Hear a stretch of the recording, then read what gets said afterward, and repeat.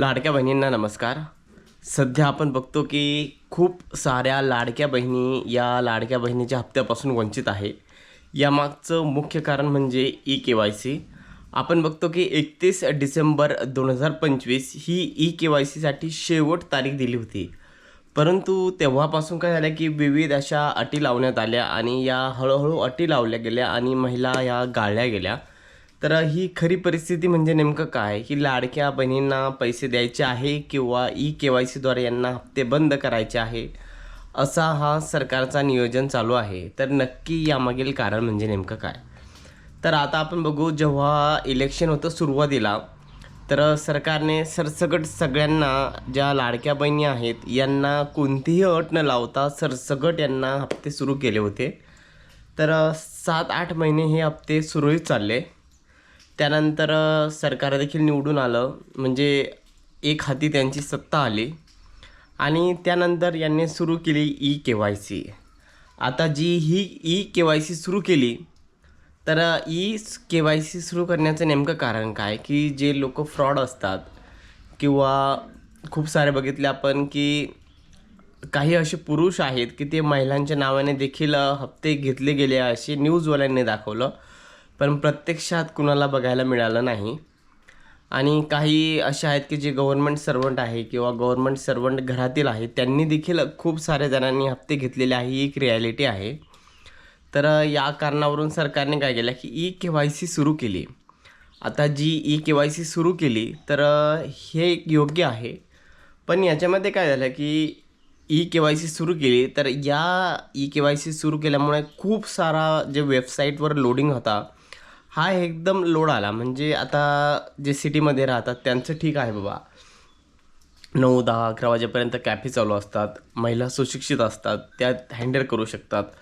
पण ज्या महिला खेड्यातील आहे, जिथं इंटरनेट सुविधा व्यवस्थित नाही किंवा सुविधा नाही, इंटरनेट सुविधा नाही, तर अशा लाडक्या बहिणींचं काय झालं की म्हणजे खूप साऱ्या लाडक्या बहिणींनी ई-के-वाय-सी केलीच नाही आणि खूप जणांनी ई-के-वाय-सी करायला गेले होते. परंतु काय झालं की ई-के-वाय-सी करताना खूप जणांना ओ-टी-पी आला नाही, टेक्निकल इश्यू होता, फॉर्मच सबमिट होत नव्हता, असे विविध कारणं झाले. आणि या कारणामुळं काय झालं की जवळपास 60 ते 70% महिला या या हप्त्यापासून वंचित राहिल्या.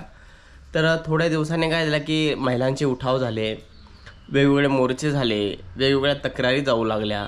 त्यामुळे सरकारने पुन्हा ई-के-वाय-सी सुरू केली. परंतु ही जी ई-के-वाय-सी होती, ही अर्धवट सुरुवात झाली. म्हणजे ही जी ई-के-वाय-सी आहे आत्ता सुरू झालेली, तर आता डेट संपत आलेली आहे, तर ही फक्त करेक्शन ई-के-वाय-सी असणार आहे.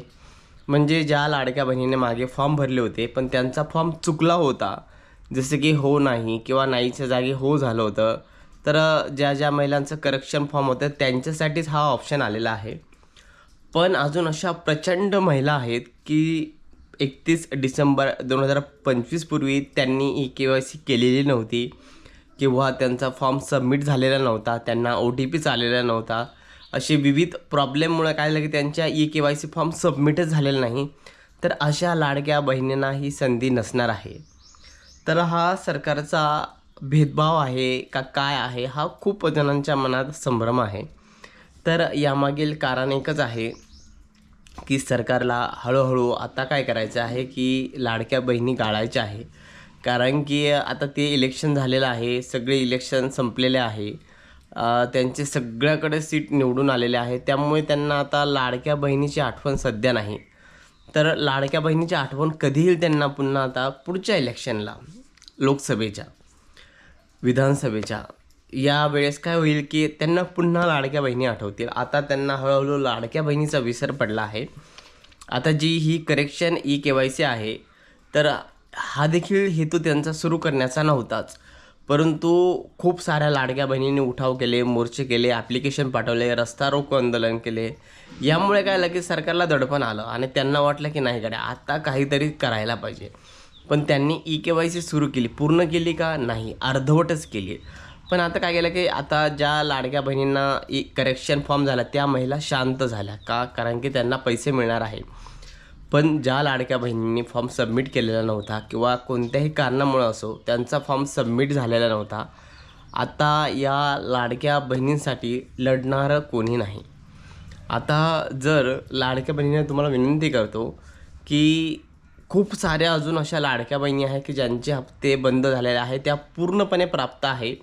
म्हणजे जे नोटिफिकेशन आहे त्या नोटिफिकेशननुसार सर्व लिस्टनुसार त्या पात्र आहेत, परंतु त्यांना हप्ते मिळाले नाही. तर तुम्हाला अजून एकच विनंती आहे की जर तुम्हाला हे हप्ते सुरू करायचे असेल तर स्वतः लाडक्या बहिणीने उभा राहायला पाहिजे. आत्ता मी तुम्हाला खाली डिस्क्रिप्शनमध्ये आपले मुख्यमंत्री आहेत देवेंद्र फडणवीस यांचा ईमेल देतो. त्यांचा जो ऑफिस आहे त्या मेलवरती तुम्ही मेल करा. ज्या आदिती तटकरे मॅडम आहेत महिला बालविकास मंत्री, त्यांचा देखील मी तुम्हाला मेल टाकतो. तर डिस्क्रिप्शन बघा, डिस्क्रिप्शनमध्ये तुम्हाला मेल टाकतो, त्याच्यावरती तुम्ही मेल करा. जेव्हा तुम्ही हजारो असे महिलांचे मेल किंवा मॅसेज त्यांना जातील तेव्हा त्यांना जाग येईल की नाही गड्या, अजून लाडक्या बहिणींना या अपात्र म्हणजे पात्र असूनही त्यांना हप्ते मिळत नाही. ॲक्च्युली काय होतं की सरकारला ही परिपूर्ण कल्पना नसते हप्ते कुणाला येतात कुणाला नाही. तर यासाठी लाडक्या बहिणींनी तुम्ही स्वतः उभे राहा आणि त्यांना एकदा पाठवा. धन्यवाद.